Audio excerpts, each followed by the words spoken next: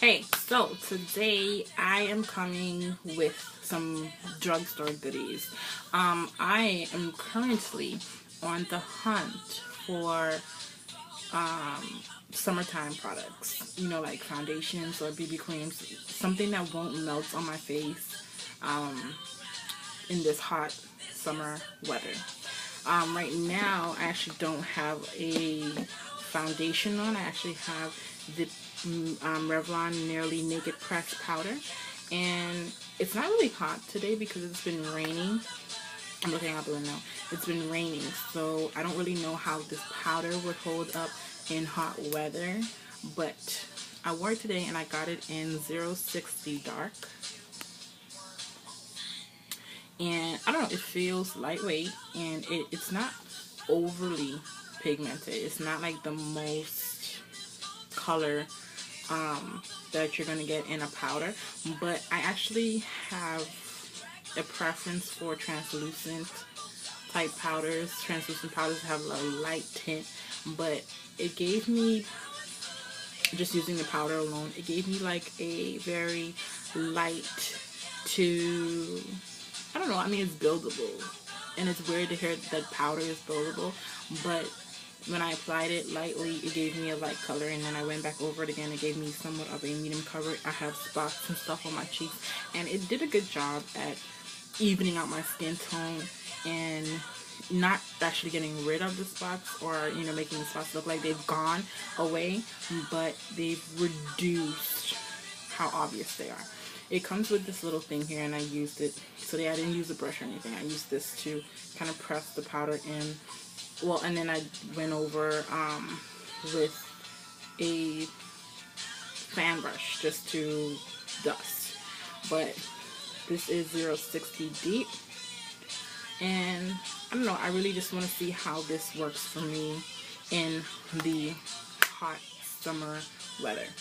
So I'll probably come back and do a review on this shortly. I actually have the Nearly Naked foundation as well, so I want to know how they work together. I'll be doing a face with that and wearing it on a hot summer day and see how it holds up and see how I feel about it. Next, I have the Maybelline New York Dream Fresh BB 8-in-1 Beauty Balm Skin Perfector. So it's the Maybelline BB cream that I'm sure just about everybody has seen. If you are a part of the YouTube BB community, even if you're just a viewer, you know about this BB cream because everybody uses this. So it took me a while to actually purchase a BB cream for myself because I always felt like, if I want to put something on my face, I'm going to put a foundation on because I want to cover. But as summer is progressing, the heat is getting real, and I just can't with foundation. At least I'm trying to kind of step away a little bit, but we'll see. This is in the shade Deep Sheer Tint, and I started swatching these earlier. Okay, so this thing here, the way it comes out, it squeezes out of this like hole, and it can get a little bit messy because I haven't really been using this. I just bought it and I've only opened it to swatch it, and it looks like I've had it for a while and I've been abusing it. So that's kind of a con with the packaging, but it looks like that. The color looks like it'll be okay for my skin, so I'm not, too mad at the color. And it looks like it's a matte finish, which I like because I don't want to be greasy and shiny, which is where I come in problems with this. This is the L'Oreal Paris Magic Skin Beautifier BB Cream in the shade Deep.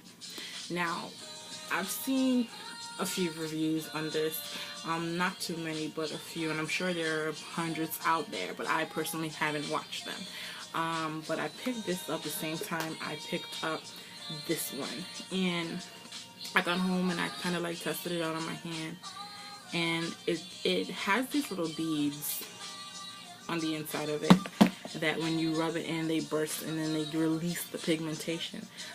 For me, I can see what my problem with this is going to be already, is that you know, fine. If it releases the pigmentation, that's one thing. But it has illuminizing qualities that are really, really, really, really shimmery. You can't really see the shimmer on camera, but on my hand, I can see the shimmer, and it's a lot. And I prefer a matte or satin finish.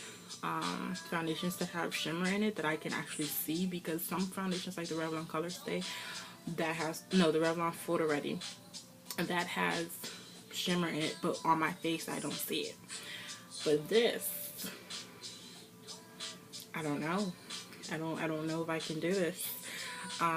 It says that it primes to smooth skin's texture, corrects skin for a healthy looking even complexion, hydrates for all day moisture, and perfects to hide imperfections.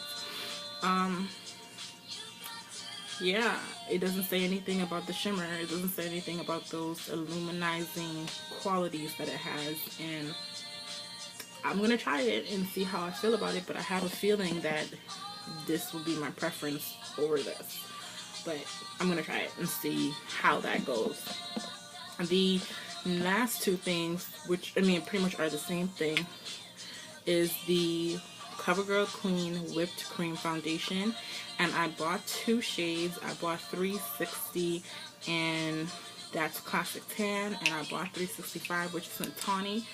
Now, the reason why I bought two is because, okay, I usually wear the shade Tawny when I pick up products from CoverGirl, and you know, for the most part, Tawny matches me and I don't have a problem with it, but every now and then I come across a product from CoverGirl in the shade Tawny, and it's either too dark or, yeah, it's usually too light, so I usually have to mix it with something,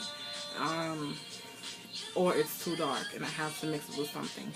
And I picked up the both of these because, you know, these were the, Tawny was my color and this is the shade down, and I figured that if this ended up being if it oxidized too dark on my skin, I can mix it with this and it won't be so bad. And you know, if it turns out to be perfect, then I'll just use this for the lighter parts of my face and be good to go. This foundation, if I can get it open, looks like this. This is the shade in Tawny, and this is the shade in Classic Tan. And I'll hold them side by side so you can see the color comparison. I'm trying to do this without making a mess. So Classic Tan seems to be a bit more pink, and Tawny seems to be a bit more yellow. And I usually like foundations that have yellow in them because it works best with my skin tone. So, but I don't know. Like I said, with the powder, I'll try these out for maybe the next week or two.